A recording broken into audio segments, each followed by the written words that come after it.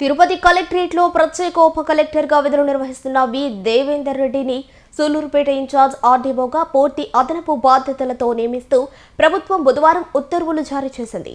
Sullurpeta RDO కార్యాలయంలో గురువారం బాధ్యతలు స్వీకరించారు. అనంతరం మీడియాతో మాట్లాడుతూ డివిజన్ పరిధిలోని ప్రజలకు ఎటువంటి సమస్యలు ఉన్నా నేరుగా తన దృష్టికి తీసుకువస్తే సమస్య పరిష్కారానికి తగిన చర్యలు తీసుకోబడతాయని తెలిపారు. అలాగే సూలూరుపేట పరిధిలోని ప్రభుత్వ భూములను కబ్జా చేస్తున్నట్లు తన దృష్టికి తీసుకువస్తే వారిపై చట్టరీత్యా కఠినమైన చర్యలు తీసుకోబడతాయని హెచ్చరించారు. సూలూరుపేట డివిజన్ పరిధిలో ఉన్నటువంటి 11 మండలాలకు సంబంధించినటువంటి ప్రజా సమస్యలు ఏ ఉన్నప్పటికీ కూడా 24/7 ప్రాసెస్లో అందరూ ఈ డివిజన్లో ఉండేటటువంటి ఈ ఎంటైర్ రెవెన్యూ టీం అంతా కూడా ప్రజల సమస్యల పట్ల సానుకూలంగా స్పందిస్తూ ఎప్పటికప్పుడు ఉన్నటువంటి ఇష్యూస్ను వచ్చింది త్వరితగతిన పరిష్కరిస్తూ ప్రజలకు ఎటువంటి ఇబ్బందులు లేకుండా ప్రజలు మన్ననలు పొందేలాగా మా టీంను సర్వసన్నద్ధము చేయటానికి నా వంతు కృషి చేస్తాను.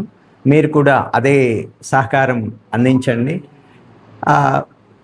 ఉన్నటువంటి ఎటువంటి లోటుపాట్లు ఉన్నప్పటికీ కూడా వాటన్నిటినీ కూడా సాధ్యమైనంతగా ఇబ్బంది లేకుండా ప్రజలకు పరిష్కరించగలనని మీకు తెలియజేస్తున్నాను.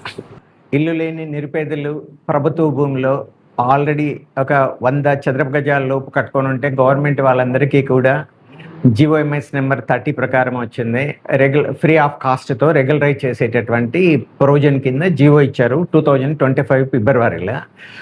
అట్లా కాకుండా ఇంటెన్షనల్గా ఇది విలువైనటువంటి ప్రభుత్వ భూమిని ఉద్దేశపూర్వకంగా అబవ్ పవర్టీ లైన్ ఉండేటటువంటి వాళ్ళు ఆక్రమణ కింద వ్యవహరించేటటువంటి వాటి మీద వచ్చింది.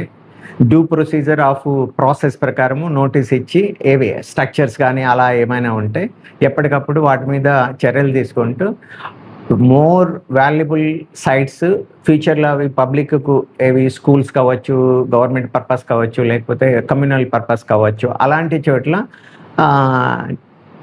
నిర్ణీతమైనటువంటి ఆ స్థలాలలో ప్రభుత్వ భూమి ఆక్రమణదారులపై చర్యలు తీసుకుంటాం అనేటటువంటి ఆ బోర్డులు కూడా ఎస్టాబ్లిష్ చేస్తూ ఎప్పటికప్పుడు వాచ్ చేయమని చెప్పని అక్కడ ఉన్నటువంటి సచివాలయంలో పరిధిలో ఉన్నటువంటి రెవెన్యూ సిబ్బందికి కూడా మేము తగు ఆదేశాలు ఇస్తామని చెప్పని తెలియజేస్తాం.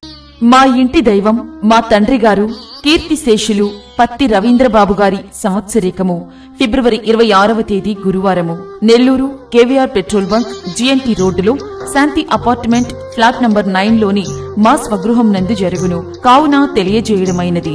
ఇట్లు కుమారుడు పత్తి సీతారాంబాబు మరియు కుటుంబ సభ్యులు.